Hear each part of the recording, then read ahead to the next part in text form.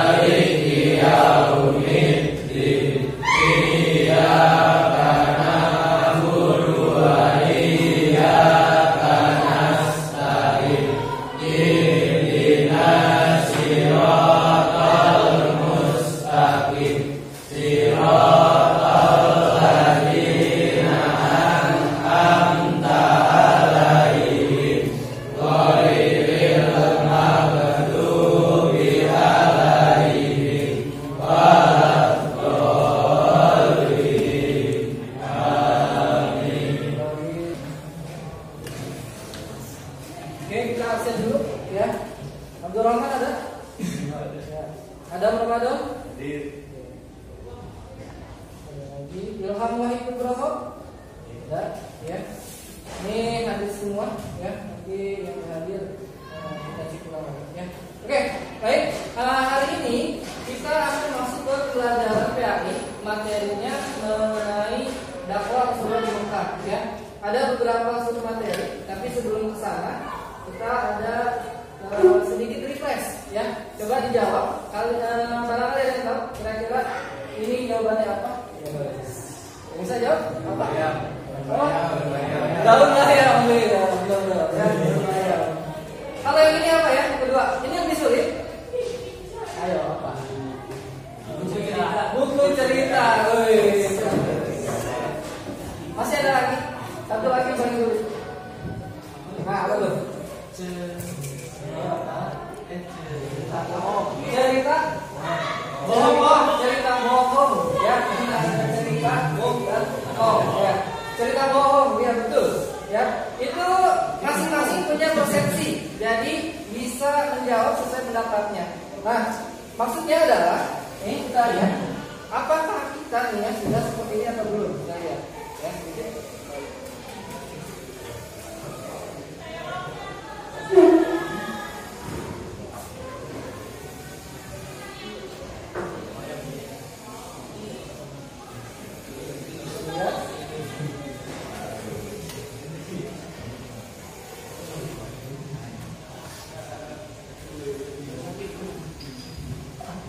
Ini jadi ada kondisi diaman, ada seorang yang cacat, tapi setiap hari tidak pernah meninggalkan sholat.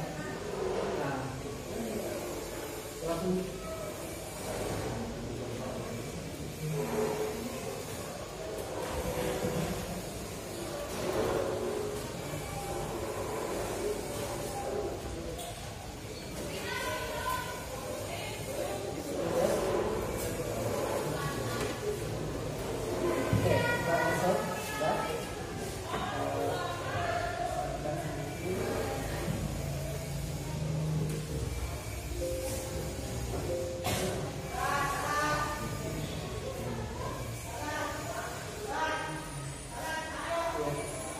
Ini ada yang bisa diambil dari pelajaran itu apa?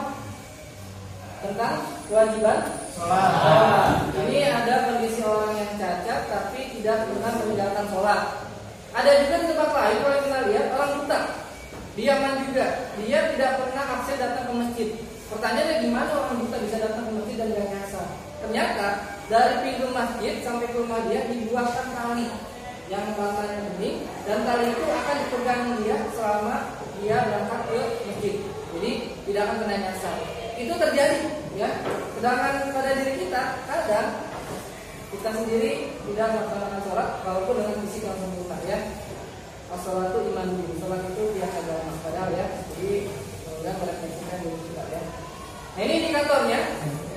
Jadi tujuan dari pelajaran hari ini ada menjelaskan kondisi masyarakat Mekah, menunjukkan ayat Al-Quran, menceritakan jawaban dakwah, sama mengaitkan strategi berdakwah dengan golongan sambungan Allah ya. Tujuannya adalah ya, misalnya membiasakan toleransi, kondisi masyarakat, menciptakan gambaran dan lain-lain ya. Kalian kita lihat dari sini ya, kamu lihat ini juga menarik nih. Saya lihat sedikit aja nggak apa-apa. Ini kondisi masyarakat Islam dulu datangnya masyarakat Mekah datang Islam.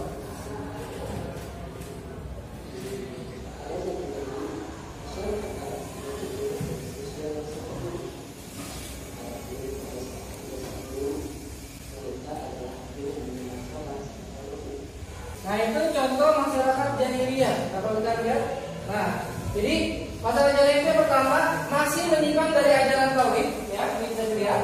Ini mereka tidak menyembah kepada Allah, ya. Ini ada gambar berhala-berhala yang kemudian disembah. Agamanya bersifat watsani. Watsani itu mereka ada yang menyembah bintang, ada yang menyembah matahari, gitu ya. Ada juga yang menyembah malaikat, ya. Ada juga yang menyembah malaikat binatang atau datang oleh kaum sabiin, ya. Dan dikenal juga dengan masyarakat jahiliyah. Jadi kondisinya sangat buruk, saking malunya punya anak perempuannya pas baru lahir dikubur supaya tidak menjadi budak ketika nanti dewasa. Dan itu terjadi, ya. Ini lebih buruk, ya, karena di zaman sekarang mungkin tidak seperti itu, dan zaman dulu seperti itu, ya. Bahkan di Ka'bah itu dipasang sampai 360 berhala mengelilingi Ka'bah. Yang itu kemudian disembah, ada yang namanya Lata, ada yang namanya Uzza, ada yang namanya Manat. Ini kisah nyata, karena setiap anak yang baru lahir mereka dibawa ke depan Ka'bah, lalu diangkat di depan berhala. Ya. Tapi ketika Nabi Muhammad lahir, Nabi Muhammad dibawa ke depan Ka'bah, orang-orang kaget saat itu ketika namanya bukan nama berhala, tapi kemudian namanya adalah Muhammad. Orang-orang kaget saat itu. Ternyata nama Nabi Muhammad berbeda dengan nama-nama orang Mekah saat itu, karena kebiasaan mereka masih menggunakan nama-nama seperti Lata, Uzza dan Manat, ya. Atau orang yang menyembah api disebut juga dengan orang Majusi, ya. Jadi mereka menyembah api, apinya dianggap sebagai Tuhan, ya. Nah ini orang Tuhan itu dikenal dengan masyarakat jahiliyah, ya. Nah kita lihat ada peristiwa menarik sebelum Nabi Muhammad dilahirkan, tahun kelahirannya yaitu ada peristiwa datangnya raja apa? Pasukan gajah, ya. Raja Abraha. Kita lihat ini ada videonya. Kita lihat sedikit apa-apa. Ini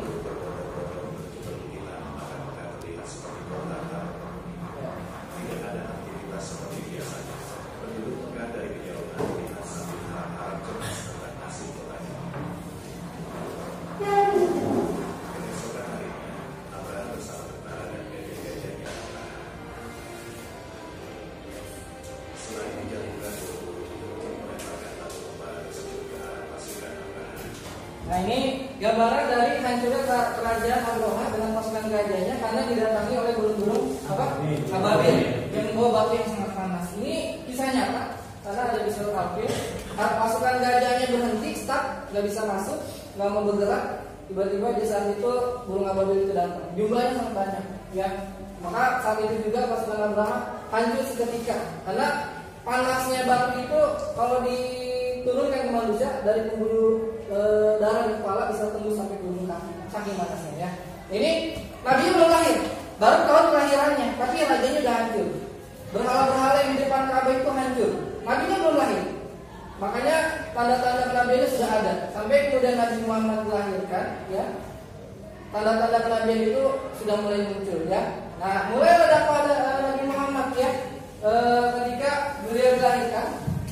Dakwahnya sendiri dimulai dari usia 40 tahun, ya. Jadi dari fase 1 sampai 40 orang-orang sudah mengenal tabiat baik Rasulullah SAW hingga akhirnya peristiwa diturunkannya Al-Quran di gua apa?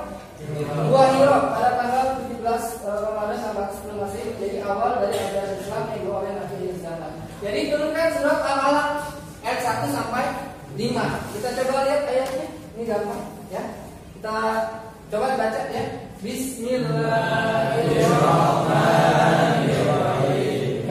Iqra bismi rabbikal ladzi khalaq. Khalaqal insana min 'alaq. Iqra wa rabbukal akram. Alladzi 'allama bil qalam. 'allamal insana ma lam ya'lam. Ya, coba Dibaca artinya. Bacalah yang menyebut nama Tuhanmu yang menciptakan manusia dari segumpal darah. Bacalah dengan nama Tuhanmu yang maha pemurah, yang mengajar manusia dengan keangkaraan menulis membaca. Dia mengajarkan kepada manusia apa yang tidak diketahui. Terima kasih ya. Itu artinya, jadi kalimat pertamanya adalah baca. Ini menunjukkan bahwa pentingnya kita untuk belajar ya. Lalu kita lihat apakah Rasulullah pakai strategi ketika berdakwah. Jadi semulai 40 tahun itu beliau mulai berdakwah dengan dua strategi. Ada dakwah bil asir, ada juga bil azhar. Ada sembunyi-sembunyi, ada juga terang-terangan. Yang sembunyi-sembunyi dimulai dari Darul Arqam ya. Mereka mulai dari keluarga terdekat, yaitu istrinya Nabi, sahabatnya Nabi, keponakan, baru kerabat-kerabat terdekatnya. Banyak siksaan saat itu, banyak penolakan, banyak penyiksaan juga, hingga akhirnya nanti strateginya berkembang menjadi dakwah terang-terangan ya. Makin diikuti sama orang kafir Quraisy, bahkan ada seorang budak yang disiksa namanya Bilal bin Rabah. Ini menarik ya, Bilal bin Rabah. Ini ada, kita lihat sedikit nggak apa-apa, coba lihat ya, sedikit aja. Ini gambaran ya.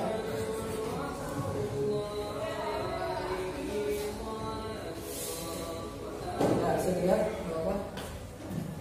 Assalamualaikum warahmatullahi wabarakatuh. Semua dapat waktu dari Allah dan pengangkatan Rasulnya yang penuh dengan nilai yang kesyirikan.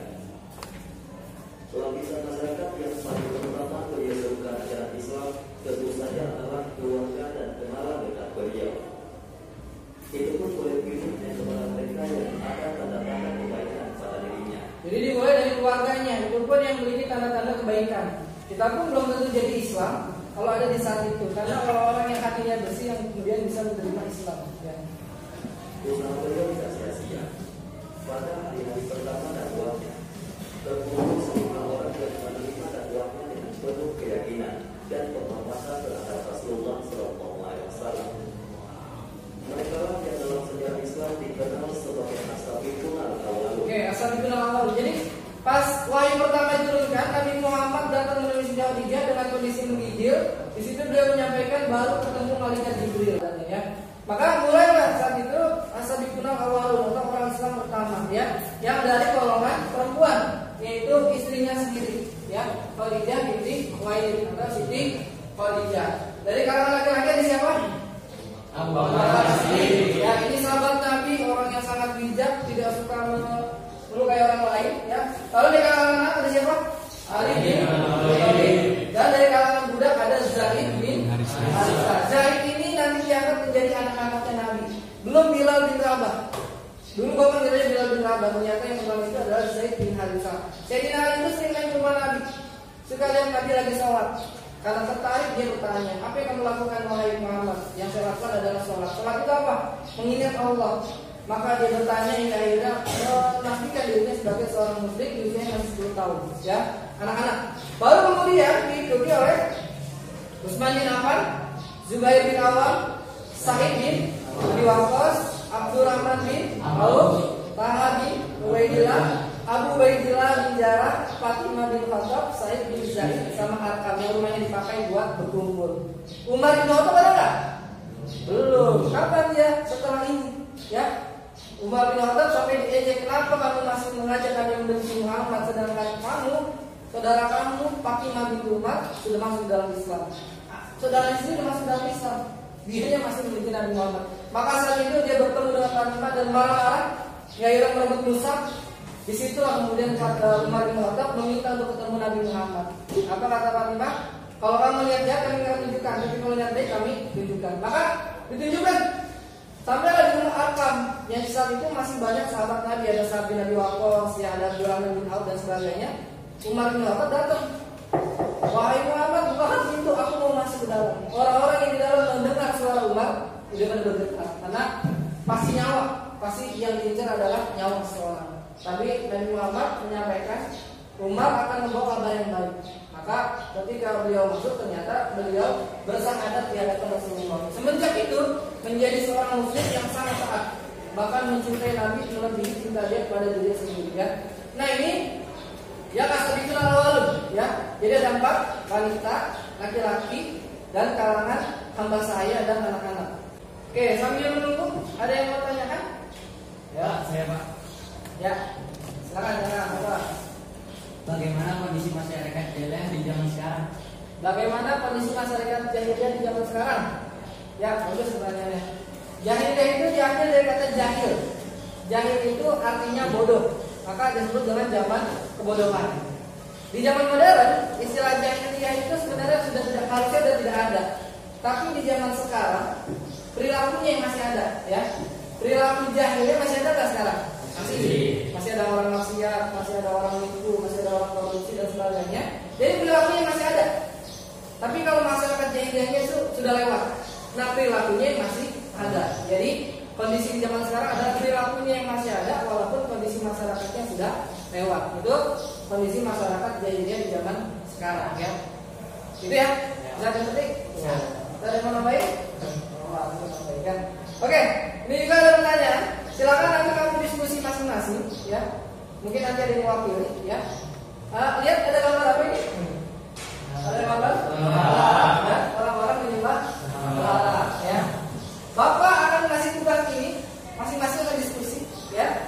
Silakan diskusi, nanti kamu jawaban. Tapi Bapak akan tanya dulu, ya. Kira-kira siapa yang mewakili dari diskusi ini, ya. Ada yang bisa? Ya. Silakan, Bapak jawab, ya. Dari apa ini coba? Menurut kamu Pak? Salah, salah apa? Karena menyembahnya. Itu yang disembah apa? Berhala. Boleh nggak zaman sekarang nyembah berhala? Tidak. Boleh nggak? Boleh. Ada yang menjawab lain? Boleh Pak. Selama tidak ada yang mengetahui, tetap aja nggak boleh ya. Berhala.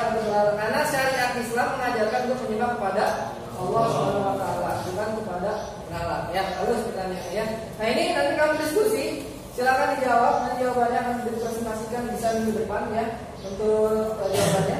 Dan nanti minggu depan ada pembahasan tentang perjanjian Aqabah. Ada Aqabah 1, ada Aqabah 2. Nanti kita lihat itu ada di materi minggu depan ya.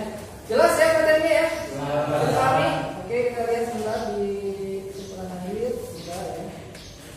Nah, ini ya kesimpulannya ya. Kondisi masyarakat beragama Islam tadi jahiliyah. Makna perjuangan dakwah dilakukan Rasulullah di Mekah yang tadi ya. Rasulullah berdakwah secara sembunyi-sembunyi dan terang-terangan. Yang ketiga, contoh dakwah yang dilakukan Rasulullah dakwah dengan cara yang sangat lemah lembut, tidak kasar, tidak kemudian ada golongan kesimpulan awal ya. Bisa dipahami anak-anak? Ya. Insyaallah bisa dipahami, mudah-mudahan materinya bisa dipahami. Untuk tugas dan soalnya bisa kamu buka atau dikerjakan. Nanti dikumpulkan di waktu yang sudah ditentukan ya. Kita akhiri dengan mengucapkan hamdalah. Ya, mudah-mudahan tidak ada kendala dalam pembelajarannya. Kita tutup dengan membaca doa yang dipimpin oleh Tuhan. Silakan, Bapak Syed bikin doa. Ya, berdoa mulai.